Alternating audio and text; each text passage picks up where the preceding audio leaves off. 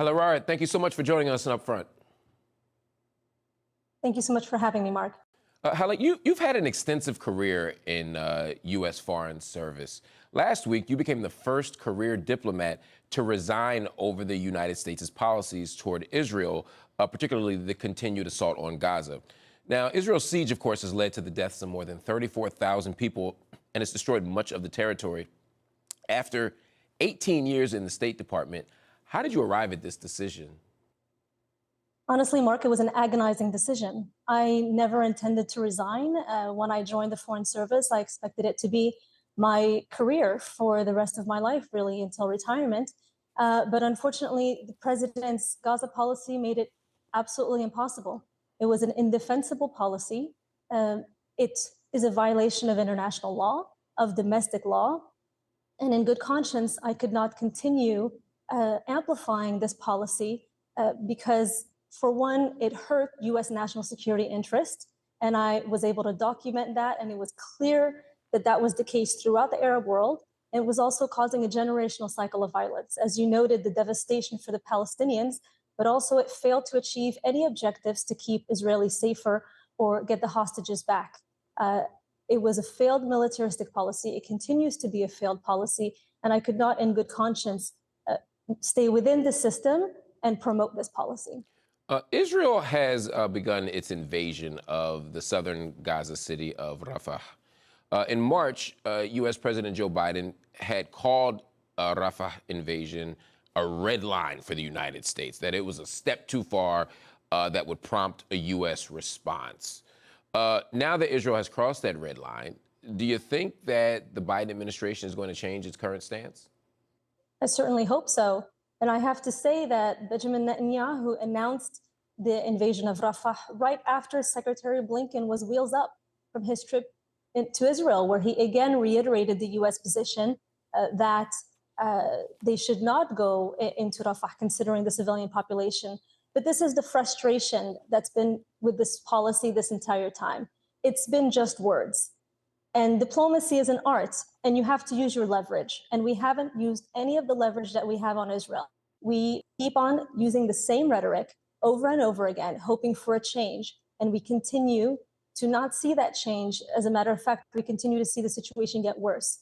As a spokesperson, I was receiving the talking points, and over again, they were the same. We are gravely concerned. We are concerned for the civilian casualties.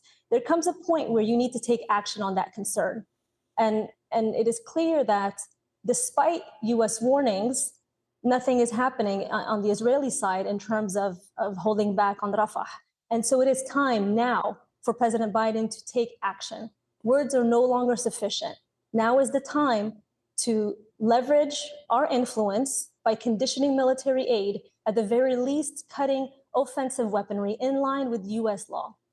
You know, at this point, there are many people who will look at the recent developments. For example, this week it was reported that the U.S. has halted the delivery of munitions to Israel.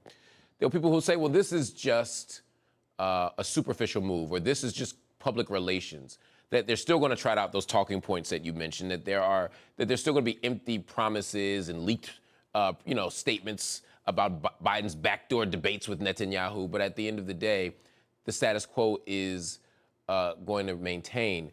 How hopeful are you that things are changing, and or not? Listen, Mark, it's very difficult. I want to be hopeful. I want to believe that they're going to take tangible steps. But at the same time, I've been in the service long enough to know that I'm not going to hold my breath until I actually see action. The hold was significant, but it was also a drop in the bucket. And it wasn't a policy shift.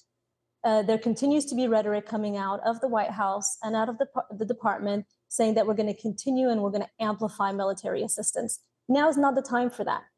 The administration needs to wake up and realize this militaristic policy has been a failure on all fronts. Help me understand something, though. This is in that vein, yes. Right? If it's unethical, if it's inhumane, all the people are dying. If it is bad for U.S. Security interests, if it is bad for Israel's interests, these are all the things you've just said. Why are we continuing with the status quo? That's the million-dollar question, right? because there's been ample analysis coming from the field, and this is public knowledge at this point, from diplomats, not just me, but from multiple sources, and even if beyond the US government, I mean, from practically every single international organization calling for a sustained ceasefire. Yet the Biden administration and President Biden himself continues to insist on this policy. Our role as diplomats is to provide information to Washington that helps guide policy, but clearly the foreign policy is being made elsewhere. I fundamentally believe that our system domestically has issues. Politicians should not be able to profit from war, for example. The people deciding whether or not we send military assistance to a foreign country should not be the ones also getting campaign contributions from the arms industry or from lobbying groups that represent foreign governments. As a diplomat, I had to have an open book. My life was a complete open book. They know everything about us, rightly so, because we're serving the people, we're serving the country. We can't be making any profit off of our work personally. We're doing everything we're doing for the country and for the people of the United States. It should be the same for our politicians. And as a diplomat, I could not help be super frustrated with the realities of our domestic political process and its undue influence on our foreign policy. Now, speaking of policy, internal criticism of U.S. policy is not necessarily new. In fact, you said before that robust discussion is what leads to change. It's what keeps the wheels turning. It's the norm. With respect to the situation in Gaza, however, you've mentioned that officials are afraid to voice disagreement against the prevailing policy. Why is there a kind of climate of fear around this issue? Because it's coming from the top down, directly from the top down. And when there's a situation like that, which in my 18-year career has been unprecedented, it's very difficult to shift things or even provide a contrarian analysis. So when I voiced concern repeatedly, I was silenced, I was sidelined, there were actions taken against me. It has a chilling effect. What kind of actions were taken against you for pushing back against U.S. policy in Gaza? I mean, I was given an ultimatum: get back on air or curtail, which means leave the position that you're currently in, go serve somewhere else, or potentially resign. A lot of people came to my support when that happened and tried to defend me and say, no, we absolutely need you in the role that you're in. We need this critical feedback. And what you're providing, the analysis from the Arab world, is going directly to senior levels, the most senior levels of government, and keep it up. But at the same time, not even our messaging posture was changing. Nothing was shifting.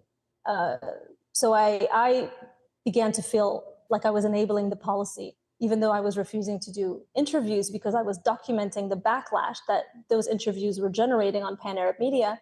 I still wasn't able to maintain in that role. So when I hear about your ordeal, when I hear about your resignation and the reason why, I'm left to wonder, and I know many people watching are left to wonder, is it even possible to change U.S. foreign policy in Israel from within? Look, I don't want to be hopeless. We are seeing a lot of churn within the department, clearly, and within the interagency. There was supposed to be a determination today from the department to Congress whether or not Israel was violating human rights. That submission has been delayed indefinitely, which I wonder why. But there are a lot of good people in the department trying to do good work and trying to push back on the administration in ways that we're advocating for the United States at the end of the day. That's our job. We're advocating for U.S. interests.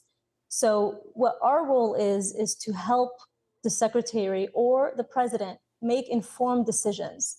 And we're doing everything we can to do that. But at the end of the day, they have to make the call and they have to take action, not just change rhetoric. Hala Rharrit, thank you so much for joining us on UpFront. Thank you so much.